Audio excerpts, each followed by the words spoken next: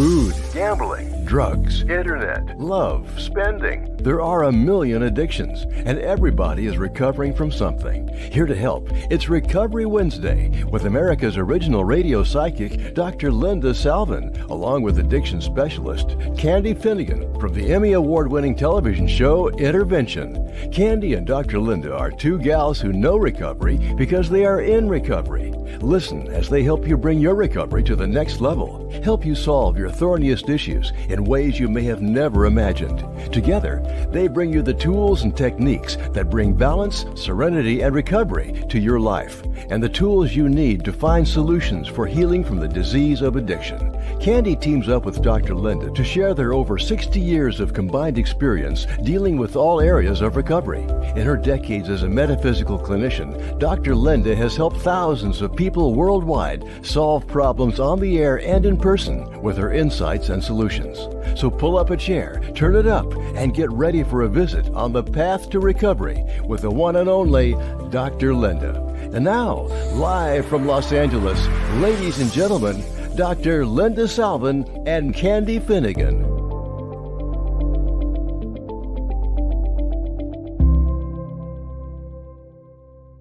Hello. You're watching or listening to, you're tuning in to Recovery Wednesday, and I'm Dr. Linda Salvin. I'm a psychic healer and a medium metaphysician. Candy Finnegan can't join us today. She's at a seminar doing her thing over there, talking about what she does in recovery to help that community today. So I'm going to be doing the show by myself. I welcome anybody to call in or chat. I can't see the chat, but Rebel can. Rebel's the producer, and I may pull her into the show because I can't do a talk show or my podcast really just by myself, because to get long-winded and talk about what I know is not really the most exciting thing for everybody unless you have a topic.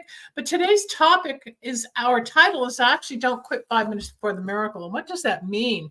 You know, when you're getting into recovery, or you're stopping a behavior, or you're breaking out of a relationship, or you're feeling lost, depressed, hopeless, when those feelings come up, like you're all alone in the world. I get it. I feel like, you know, everything I've done for 30, 40 years means absolutely nothing. And oh, what's it worth? And it's like the old song, you know, what's it all about, Alfie? We're always looking for something more to fulfill ourselves. And sometimes we get so off track or so overwhelmed that if we're sober, or if we're abstinent from smoking, drugging, sexual behavior, certain foods, sugars, carbs, binging, throwing up, starving, all of the isms that take place within the alcoholic family. It's not just alcohol, it's all of the behaviors under the umbrella of alcoholism. And we all have something. We're either OCD or ADD or ADHD, or, you know, we're a perfectionist, a narcissist. There's so many labels today. I don't know all of them. I don't know where I fall into the spectrum. I really don't, but I function, I make a living, and I help people. I do this show 3 times a week, or one of the Psychic Solution podcasts, Tuesday, Wednesday, Thursday, right here on Talk for TV and on Facebook and YouTube. And if you're on YouTube, please go ahead and click the little subscribe so that you're part of my, no, I think I'm up to 11,000 people on that little YouTube channel, which I'm going to grow. It takes time, which I've learned the hard way, but we'll get there. And like it says, don't quit 5 minutes for the miracle. I can't tell you how many times in the past year I have wanted to quit, give it up, bring it down, don't do it, because it's frustrating. And I don't understand all the technology. I don't understand the algorithms. I don't understand the hashtags. I don't understand the titles. It's a whole nother world. It's a whole nother, it's a different career. And honestly, I don't have the patience nor the major interest to learn the back end of YouTube. So your little YouTube channel is there, and all 100 and some odd shorts, videos, whatever these are. My podcasts are there, just like they're on 100 different platforms, supposedly out there on iTunes and iHeart. And I don't know if we're on Spotify. Rebel would know, but we're supposedly out there. I go Google, I can't find them. Maybe you guys can find them. I found a few on iHeart and a few on iTunes last week, which is cool. But want to discuss what happens to you if you quit 5 minutes for the miracle. If I quit 5 minutes for the miracle, or you quit 5 minutes for the miracle, you won't know what that miracle might be that the universe has in store. So you have to wait, even though, oh my God, I'm so old, or oh my God, it's taking so long, or oh my God, is it ever going to happen? Or, oh my God, why me? Or no, I'm cursed, or it's never going to happen. Well, how are you going to know if you quit? How are you going to know if you quit? And that's what reminds me every time I'm at that teetering moment where it's like, it's not worth it. What else can I do? Where else can I go? And I do have other projects and options to pursue besides just this. But I am a perfectionist and I like things done a certain way. And I've worked so hard to create this brand to include integrative health products to help you detox from glyphosates, to help heal yourself at the genetic level. I do candle magic to help you enhance your love life, win lawsuits, open doors to success, remove blocks and obstacles that may be around you, enhance your serenity, whatever. And it's all part of don't quit 5 minutes before the miracle, because you're right there and you're ready. If you're drinking and you've been sober and you want to take that drink, you're like just right there and your brain says, oh, go ahead, one won't hurt. Yes, it will. Yes, it will. Because even though for the moment you may not feel it, but 3 hours from now you might, or the next day you might want something more. And next thing you know, you're back in the cycle where you can't stop, because the disease is mentally, physically, and emotionally integrated, where you got a physical craving for something and you have a mental obsession for something, and then you got the spiritual imbalance because you're always looking for fixing it or healing it or taking it or pushing down the feelings. So it's a cycle. It goes around and around and around, regardless of what the substance is. Okay. With me, it's work. I can be a workaholic. So if I want to give up, it's like, it's not going to get done if I don't do it, because nobody helps me except the team I retain. But they don't know what's in my head and how I want it done until they understand. Like anything else, I don't know your job any more than you know mine. But if we give up, we won't get the benefits. We won't see what the reward might be. And maybe there is no pot of gold at the end of the rainbow. I don't know, but I can't give up because I have to find out. If you want to call into the show, I would love to hear from somebody who's watching and listening right now. That number for you is 561-623-9421. I have sabotaged things in the past. I was offered 2 record deals, one in 1982, and the other was 1994. And I quit 5 minutes before the miracle. I didn't follow through. I quit.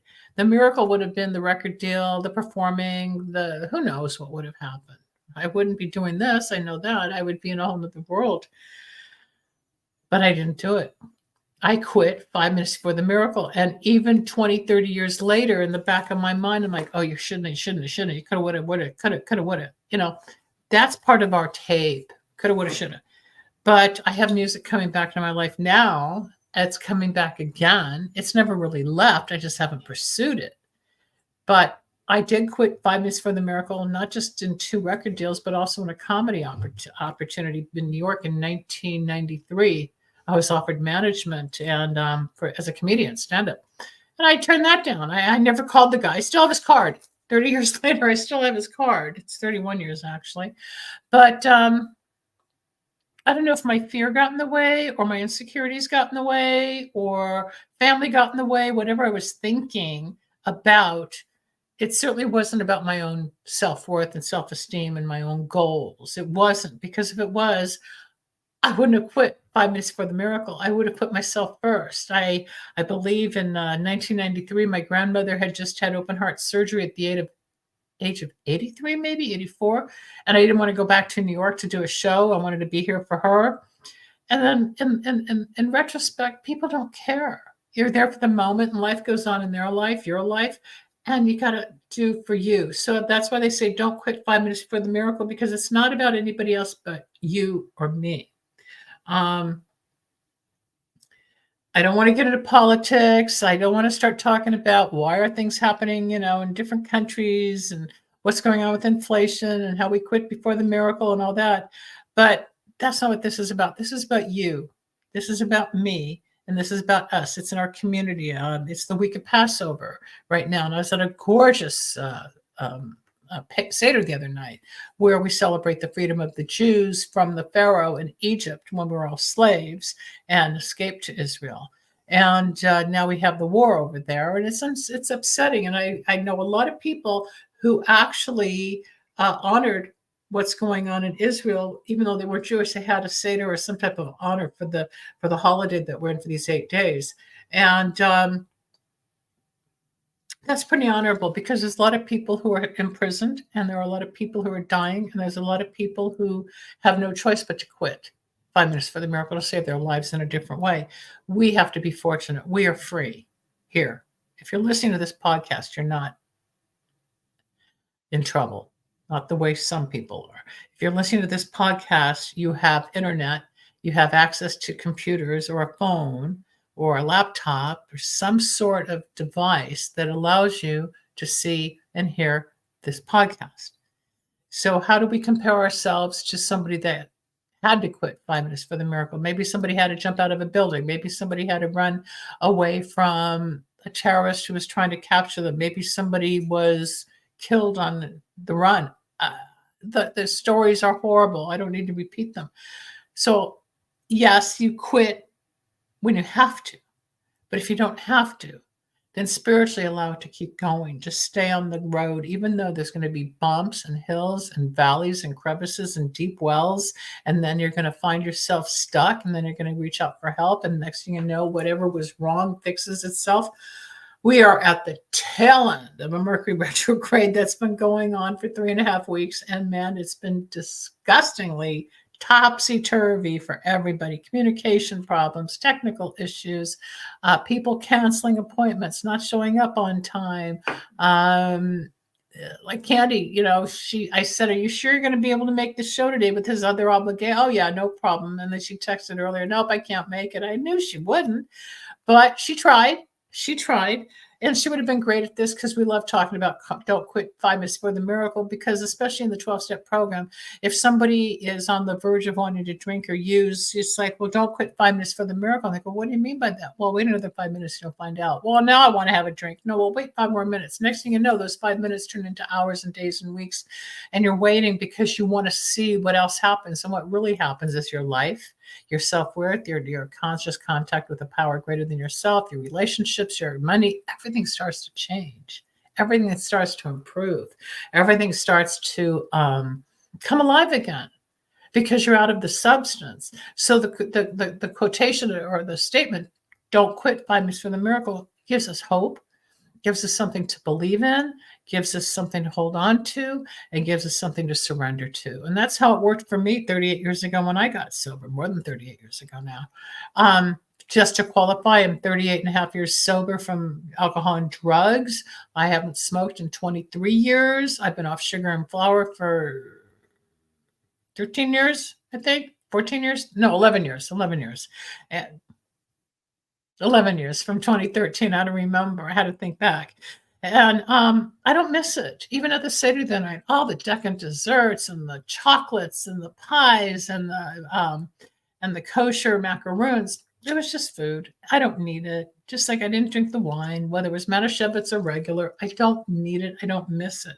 I had plenty growing up. I know what it tastes like. I know how I felt. I don't like it. I didn't like the way I felt. I wasn't a hard drinker. I wasn't the down and out alcoholic. No, but with me, with drugs and alcohol, the definition is anything that affects you from the neck up is alcoholism. With me, I'd have 1 or 2 glasses of wine and I had enough.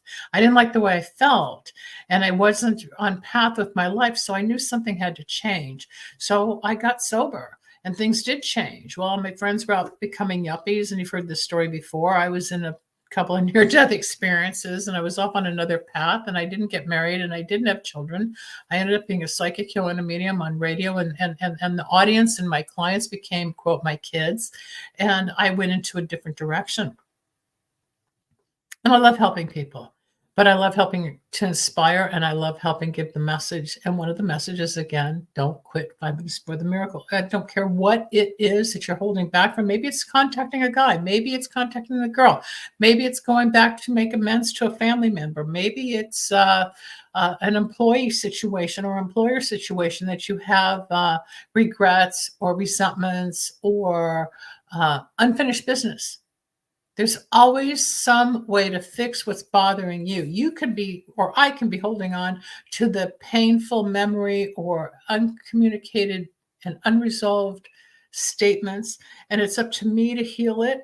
A lot of the times it's okay to reach out to that person if they're open to hearing, hey, I'm really sorry, or I should have done this when I was younger, but I did this and I am making amends. And a lot of people go, you're crazy. What are you doing? I don't care. You're saying what? I don't even remember. But you do it for yourself. You want to feel better for you, so you don't walk around with all this stuff. Yeah, it's like confession, but I'm not Catholic. But 12-step get it all out of your system, so you're free. The truth will set you free. So the more you tell the truth, the less you harbor, the freer you're going to be. Again, don't quit 5 minutes before the miracle. If you really have to have a drink, I'm just showing a candle as well. Here's a drink. If you really have to have some alcohol and you're in the 12-step program, or you're close to a phone, you might want to call somebody, or even the 12-step outreach lines, and say, I really don't want to do this drink or take this drug or smoke this cigarette or eat this cake or whatever you think you might be doing that's going to cause you self-harm, even self-harm with the cutting. There's all different problems and behaviors out there that people in recovery help each other heal from. The opportunities to join a community is everywhere in the world. You can find it online. You can find it on podcasts. You can find it in your local communities. So if you have something that you are either secretively harboring or doing, or you want help from, don't quit 5 minutes for the miracle, meaning don't give up hope. Find the right solution, find the right therapist, the right group, the right community center, someplace to help you. Okay. There used to be the Grief Recovery Institute here in the Valley. When I lost my first dog, I had not felt that kind of pain. And I really thought I was nuts. But a man started the Grief Recovery Institute over the grief of his dog when he lost his dog. So I didn't quit drinking, or I didn't quit my abstinence or my sobriety due to the pain I was in. I found another place to go to deal with it. I wasn't willing to give up the serenity and the balance and the clarity I had gained over the loss I was feeling. Same thing when my mom died. My big thing back then was almonds. I ate a bunch of almonds to get me through the pain. Now it'd probably be celery, but back then it was almonds. You find it fixed. Nobody can just sit there and go, okay, I feel pain and I'll be okay in 3 years. Grief is a process, but we don't quit 5 minutes for the miracle if we have substance abuse issues. Rebel, you want to come in and join in on this? Man, how do you know when the miracle is going to happen? I mean, Yes, I guess it happens every day, right? Well, yeah, the little baby miracles are that you have another day. But when you're looking for the big job or the movie or the hi, Elaine, or the reward financially, or the guy or the girl, the relationship, we're waiting for the big reward when sometimes the reward is just the sense of self and peace and self-acceptance in the moment. Like Elaine, who just popped up, we go back to high school, okay, 53 years ago, and we put together our high school reunion, the 50th reunion a few years ago, which was a year delayed because of COVID. But you don't quit 5 minutes for the miracle. That could have been, if I quit and we didn't fulfill putting together the reunion, 100 people wouldn't have gotten together if we gave up. So we didn't quit, but we still showed up. Did everybody we hoped to show up? No, we're not in control of that, but we made the effort to show up for others, Elaine and Jeff and I. And you don't know what that miracle is. That's why it's kind of a tease, but it's enough to keep you going. Like, don't quit 5 minutes for the miracle. If you're studying that law program and you're so tired of it and you want to just say, screw it, what do I need this degree for? And you quit, you'll never know what would have happened had you gotten that degree, right? So rather than giving up, you keep going. And that goal, that end point, at least for now, is getting that degree. So you can maybe move into the legal aspect or whatever you want to do forensically. Something else will happen. But if you give up and quit, you won't know. Hi, Blossom. How you doing? If you want to call in, you guys, I'd love to hear your voice. It helps me a lot on these shows. 561-623-9421 is your phone number, and Rebel at the station will patch you in. Talk about your own experience about quitting or not quitting and not giving up. It's hard to be tenacious. It's hard to be an adult. It's hard to compete. It's hard to not give up. We don't have to be a sprinter or a swimmer. We don't have to be an Olympian, but you can learn to walk, or you can take a little bit care. I have to teach myself, like, just do a little bit. I'm not the most athletic person these days. And yet there's people my age that love golf and tennis and swimming. I just don't. I got lazy. I was active in high school and a little time in college, but as an adult, I just gave up. But it wasn't my interest. My passions changed, so I put my energy elsewhere. But if you have major health issues, or you have major goals, or you have things that you really want that haven't arrived yet, again, don't quit 5 minutes for the miracle, because you don't know where the money's going to come from. You don't know where the relationship's going to come from. You don't know what new friendship's going to develop. You don't know what opportunity is going to open up. If you quit, it'll go on a different path and you won't know. So to answer that question, really, you don't know. So that's where you have to have faith and curiosity. Like, well, it gives me hope. I'll just not do this today, so tomorrow I have another opportunity to do whatever's next. Okay. So I know you guys are listening out there, which is wonderful. Please call in. The number is 561-623-9421. Say hi. We won't bite. Rebel will answer the phone and put you through. So what do you guys not quit? What is it you don't do? Losing weight's one of the hardest things. And I always quit after 2 weeks of perfect weighing and measuring my food, or exercising and keeping track. And then I fall off it again. That's the one thing I can't seem to overcome and give up with. But I don't give up, because the next day I start again or keep going. It's just my body, no matter what I do, does not want to release the weight, no matter who I've gone to, what doctor I've been to, what nutritionist I've been to, what food plan I've been on, stays the same. And I'm frustrated because I want to be smaller, but the universe is saying, too bad. Tough shit, girl. That's what they're saying. Like, learn to accept who you are. It's like, I do, but I want to wear nicer clothes, but I want to be one size smaller again, but I want this, but I want that. So I keep going, and I don't quit. I haven't had sugar and flour in, like I said, 11 years, but as much as I may want to stuff my face, or feel sorry for myself, or indulge at the Seder, or whatever, just one. No, I know what it'll do to me mentally and physically. I will literally break out in a sweat with sugar. I'm that sensitive that I'll get sick, and I don't want to be sick. And then next thing you know, I'm going to want more. Or maybe I don't want just a piece. I'm going to want the whole cake. So for me, I have to have nothing in order to have everything. So again, that applies where don't quit 5 minutes for the miracle, because I have to consciously know, off limits. I don't want to repeat some of the painful times I had, even based on food. Sugar is a killer. Sugar is a drug. And growing up, that's all we ate. Everybody ate processed foods and sugars and whatnot.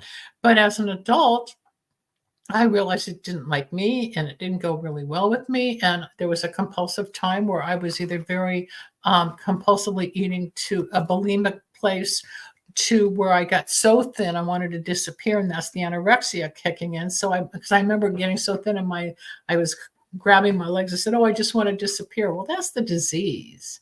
This is a threefold disease: mental, physical, spiritual. I'm going to stay balanced as best I can. I get wacko. I lose my temper. I lose my hope. Yes, I'm normal. I get agitated. I have resentments. I get fears. Of course, I'm normal. But I don't let the substances take over my being. Whereas in the past, when I was much younger, the substances were my being. I lived for the fix. I lived for the guy, the school, the drug, the alcohol, whatever, the trip, whatever I was doing to escape on a day-to-day basis. Now, in sobriety, not smoking, not overeating, I plan my trips, like going to Alaska a month ago, and I still haven't stopped talking about that trip to the Northern Arctic where I saw the Northern Lights.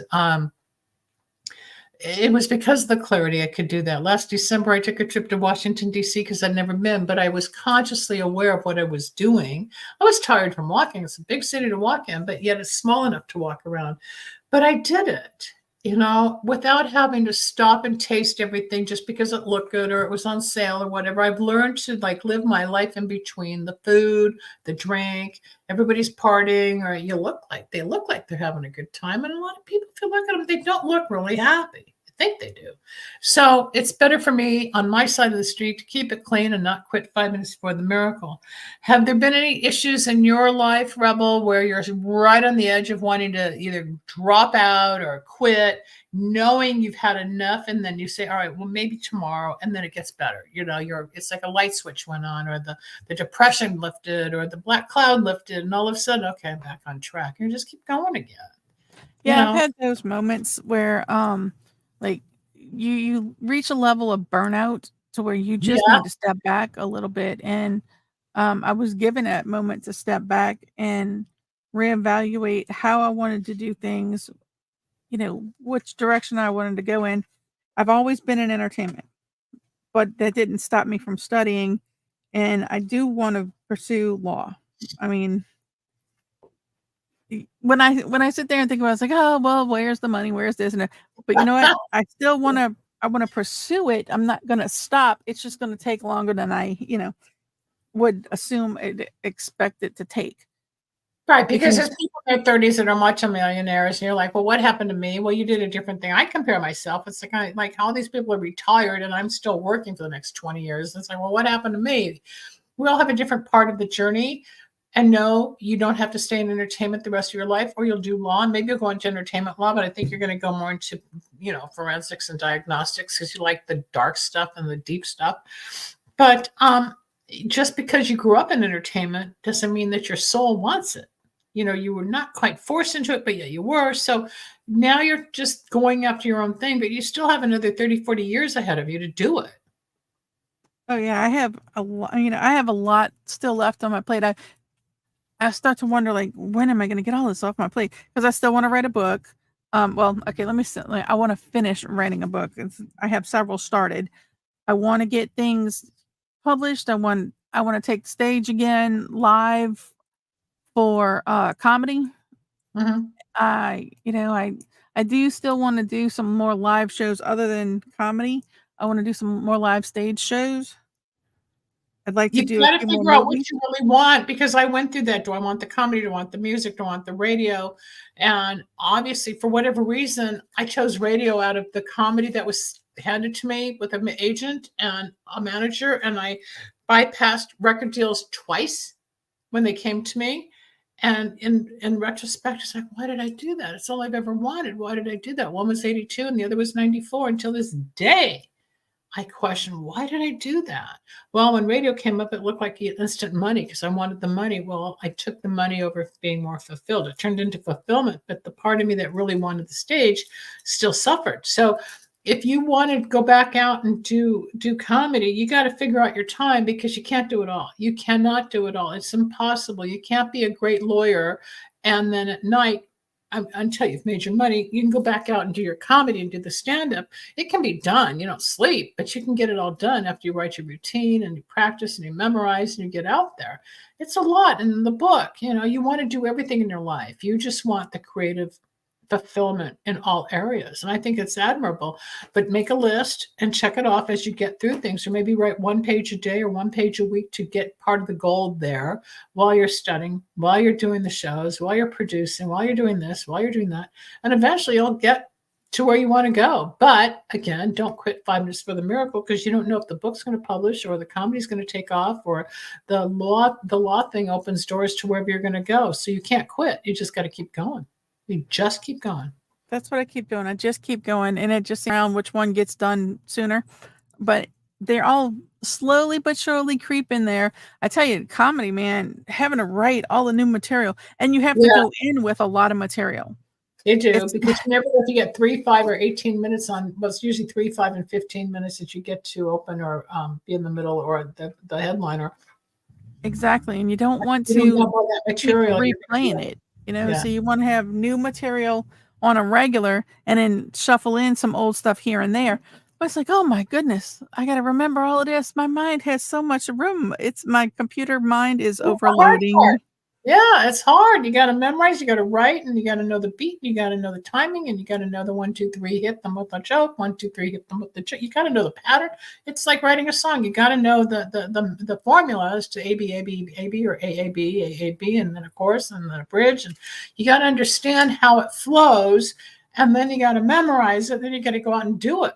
People think, oh, it's easy. It's work. It's more work. Everything is work. But don't quit 5 minutes for the miracle. If that's what you really, truly want, then don't quit. You'll do it. If you want to be back on stage, then go back on stage. I miss it. I miss it. Oh, I definitely miss it. I mean, I was, let's see, in 2001, 2021, 2022, and part of 2023, I was doing live shows, and it was nice, and live stage shows. Even during COVID lockdown? Yes. Wow.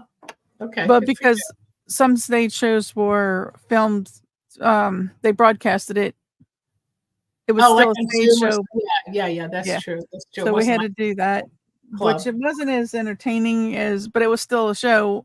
And it was still fun. It was just you didn't have the audience right there making comments and whatnot. Well, that's exactly, and that's how I am doing a talk show. I've done talk radio for 20 years, and it's not the same without callers lined up. 50 calls, 30 calls, 20 calls in an hour. So I have you or I have a guest to offset the topics, but it's hard. Yeah, if you're doing a comedy show, one time I did I took my guitar and I was at the Rainbow, which is a huge club in Los Angeles on the Strip. And there were like maybe 15 people there, and they were all talking and nobody paid attention. I thought, what am I doing? Playing my little folk songs. Nobody's listening. But that's how you get started. You just got to go. And that's where I quit. I thought, well, this is stupid. I didn't have anybody guiding me. I didn't know that you could just do it again and do it again and do it again. And then finally, when I did do it, I got offered 2 deals and I walked away. I didn't follow through. I quit. You still have opportunities. You still have connections. You aren't quitting. Whether I go back on stage, I don't know. We'll see. I don't know what's coming. All I know is that if I quit doing what I've been doing to interfere with my recovery and my balance, I will have a lot longer time getting to whatever that goal may be, or creating the next project. It's hard. Just keep that list going. Check off a little bit each day. It's like, if I have a candle order for 9 sets of candles for a woman in Portugal. 9 times 3 is 27. It's 27 candles. I think, oh my God, I got to write all these petitions. I got to burn all these candles, and I got to do all this work. And it's overwhelming at first. Then I have to be in the mood, and then I get focused, and then I do it. Next thing you know, after a few hours, they're all done. Everything got done. Then I go to the next project. Well, I don't feel like doing that today, or I got to do taxes today. I got to do this today. In your heart when you don't feel like doing something, you don't get it done, but you're not going to shut the door. You'll eventually get to it because it's still on your plate. And that's what you do, especially an entrepreneur like yourself, and especially a creative person like yourself, where you can multitask and do lots of different projects, because you get bored doing one thing. So do I. I can't do just one thing, which is why you've got your finger in a lot of different pies, Rebel. But yes, you succeed. And yes, they're yours. If you want fame, if you just want fame and fortune as a comedian, then give up the law. But a lot of lawyers are out there doing comedy because they went to school to support themselves. Very true. The one thing I did learn, especially through all the lockdown stuff, and the audience is not being able to, they'll see you, but they can't, you can't hear them participating. Everything I do, I actually do for me. I don't do it for the thrill, the fame, or definitely not the fortune. Definitely no fortune in entertainment. But everything I do for me. Like everything I write, all the jokes, all of the the books and other things that I produced. Everything that I do it for me because it makes me happy. In turn, it also makes other people happy, and this is what people have told me, and their reactions. I can see. All right, why don't you give a little bit of your comedy? Let's hear it. Oh, no. No, we don't do that right on the spot.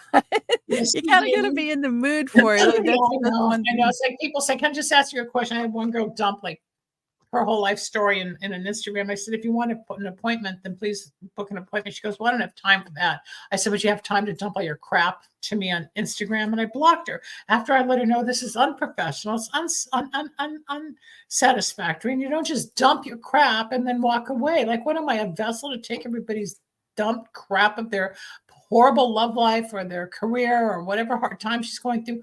I don't know why people just feel like, oh, it's Dr. Linda, dump on her. And then when I asked to get paid, it's like, well, you got a problem. It's like, excuse me, we've all got to work. So that was yesterday. And it's not like I'm going to sit there and start dishing out answers to her sight unseen just because she needed help anymore. And I understand that if you're not prepared for a gig or when you haven't rehearsed your lines, you don't even know 2 or 3 jokes to pull out of the hat immediately. A lot of people just can't turn it on. It's like, I can't remember all my songs right off the bat. I'd have to rehearse them again. That's how it is. And yeah, so maybe what you want to do is bring a couple of jokes next time, and I'll tease you and get you to say something to make people laugh here. But don't quit 5 minutes for the miracle, whatever that miracle might be. Is it having a child? Is it getting married? It might be getting divorced and then meeting somebody new. It might be relocating. It might be a new job. It might be taking a trip. It might be cutting your hair, changing the color of your hair, changing, who knows? But you just don't quit, because life is a miracle. God's gift to us is our life, and our gift to God is living it. If we take it away, we're going against God's will. I have 3 suicides in my family. That's not what the universe had in store for them either. That was their doing, not because God said die. Just like with war, God doesn't create war, man does. I just did a show on this the other night in Vietnam, talking about all this stuff and what the truth is about the spiritual world. It's like, no, man creates all the negativity. Man creates the war and the famine and the inflation and the problems. We just, if we're good, we'll have our own little miracles, but we can't. We don't have the power to stop wars. Like I said, marching on a bridge and closing down traffic, it's not going to change the government's idea on what to do in fighting somebody for whatever reason they're fighting about. But I bring it all back to our own lives. What do you do? Don't quit before the miracle. Just see what that might be. Maybe you're changing jobs and you don't know if you're going to have another job and where's the money going to come from. But somehow, even at the witching hour, that last moment, a new job comes in, or your unemployment comes through, or somebody donates or invests or Can I talk about that a little bit? Yeah, sure. You just never know where it's gonna come from. You see all these people who say, "Oh, well, I don't have a job." You might not have a job you want. You might not have the job that you ideally can do, but there's jobs out there. There's a job out there.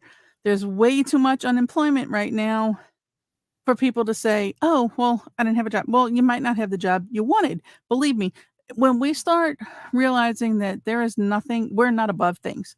We need to be humble and realize everybody's got to do something, even if it's for a little bit. Go flip the burgers. Yeah, Okay. You know what's sad? Burger flippers make more money than most. You're right. You're right. Then, well, the minimum wage now has gone up so much, but we have to do something, even if it's our ego that says, no, I'm too good for this, or I'm educated, or I shouldn't do this because I used to make that. But there's a time that comes where it's like, you got to just swallow it.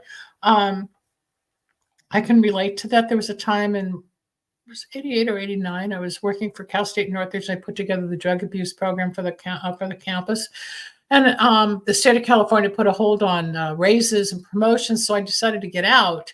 And I was offered a similar opportunity at UCLA. And when I was there, I deliberately remember not following through as well in the interview because I could sense it was the same job, more money, but the same work. And I didn't want to do that kind of work anymore. So I kind of futzed around in the interview knowing I wouldn't get the job offer because the money didn't matter. I didn't want to be stuck doing what I was doing in health education.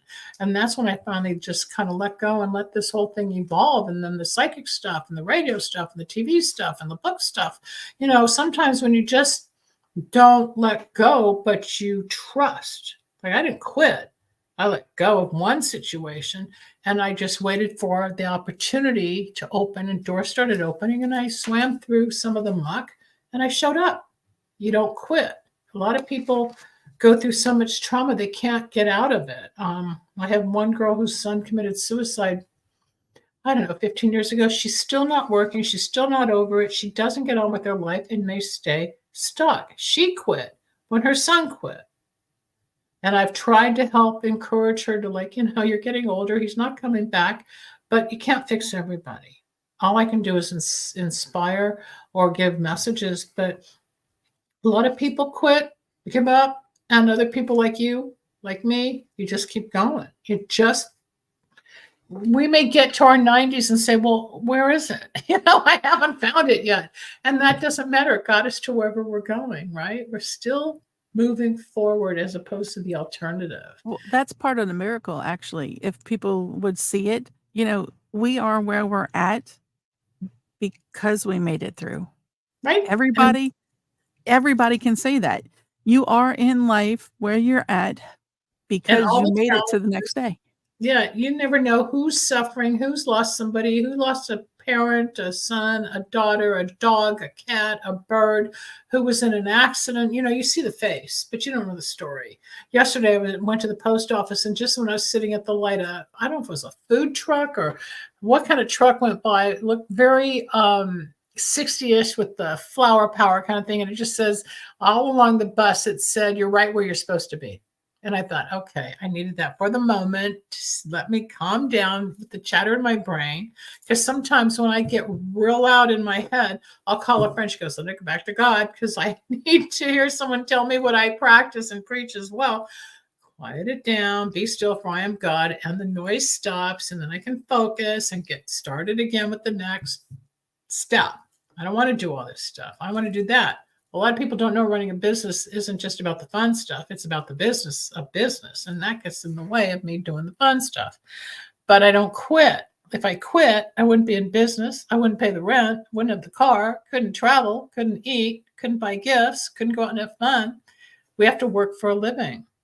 So at least find something you have a passion for, or that you want to do, or that's a bridge to getting to somewhere else. Like if you're going to use production into law and then law into comedy, you may do a whole comedy thing in legal terms. Who knows? What? You don't know how it's all. I'm afraid that I'm going to, crack a joke in the courtroom at the wrong time. That might just win the case. You don't know what's going to happen. You don't know what's going to happen. I remember saying, after the plane crash, I said, I had an out-of-body experience. So I looked down and said, wish they put me back in a thin one. You make jokes over yourself and your life. And some of the best comedians and comedians out there know how to do it. There's a formula. So if you're really good at writing your own jokes, I got to the point where I ran out of what to say.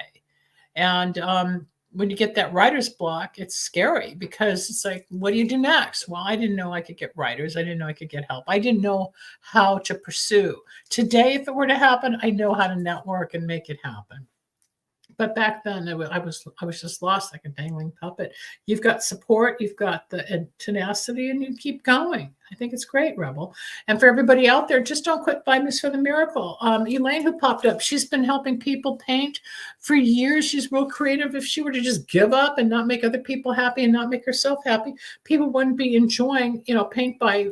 It's not paint by numbers, but she gives you an outline of ideas of what to do. And then it's paint night. And we go to a deli, or she'll go to a home where there's people living, not an old age home, but assisted living. And she's the entertainment. And these gorgeous paintings come out because people are being creative and active, but she's teaching. But she didn't quit. She didn't quit. It's not what she did years ago when she was married, or it's not what she has done to, quote, make money in a different field, but she also does the creative. And it's because she doesn't quit, and she continues to do what she loves. So one day at a time, you just don't quit before the miracle, because you don't know if she's, who's going to show up for paint class, who's going to show up if I do a psychic seminar, who's going to show up if I sell candles on sale, who's going to show up if you go on and do another comedy thing, who's going to show up to the podcast. You just don't know. But I haven't quit. I keep going. As much as I bitch about it, I go on because one day something's going to happen. You can't do and not have anything not resolved. Just like what was the movie with Kevin Costner? If they build it, they'll come. Field of Dreams. But that's what it is. You just got to believe. Even if you don't believe, you act as if you believe, and then don't quit 5 minutes for the miracle. And because today is Recovery Wednesday, and this is the show on addiction, I'm going to bring it back to don't quit drinking, or don't quit eating, or don't quit your smoking, or don't go back to what you've already stopped. I've got it backwards.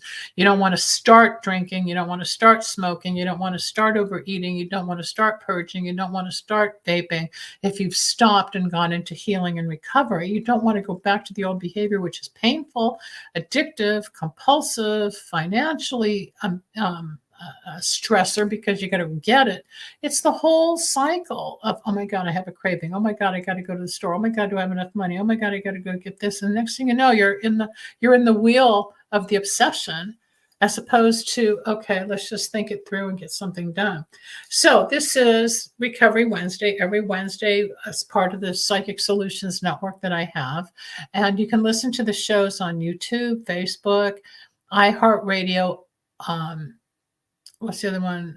Apple Tunes. Where are we, Rebel? We're on like 100 different platforms out there. I don't know all of them by heart, but you can Google the show, or you can Google my name, and somewhere along the way, you're going to find it.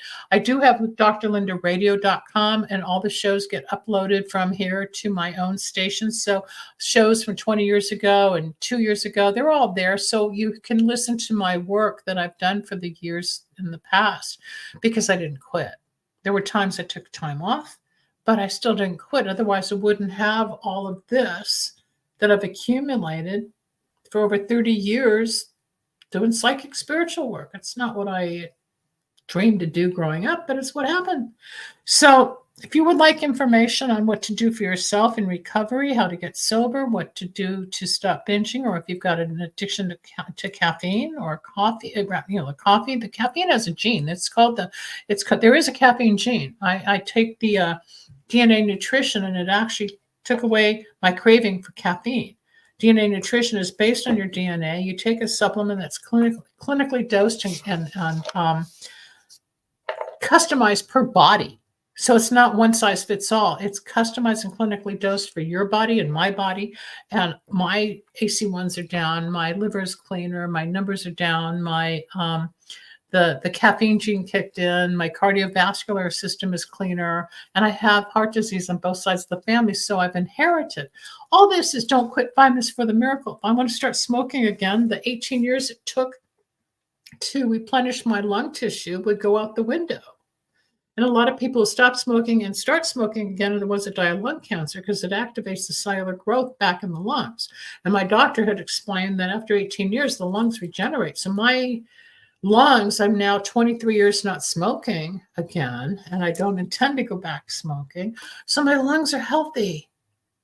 So I'm not going to quit 5 minutes for that miracle. I don't want lung cancer. Doesn't mean I won't get it, but I'm doing the best I can to prevent it.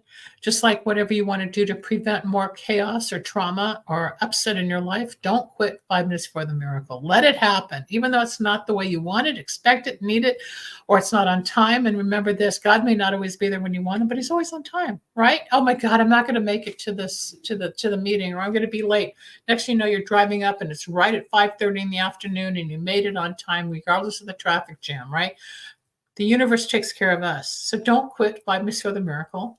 And I'll see you next week or tomorrow. We'll see what unfolds. Thank you, Rebel, for sharing. Don't quit your comedy. Don't quit your legal. Especially don't quit production here on the station. And everybody, don't quit, because you too have a miracle coming for you. You just don't know what it is yet. See ya.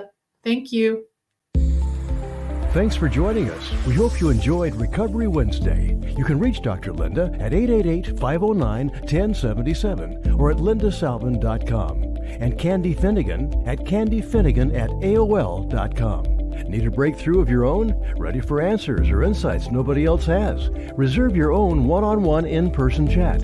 Dr. Linda isn't just for other people. Dr. Linda gets results for you. And it's easy. Contact details are on screen now. Just click on lindasalvin.com or call toll-free 888-509-1077. That's lindasalvin.com or toll-free at 888-509-1077.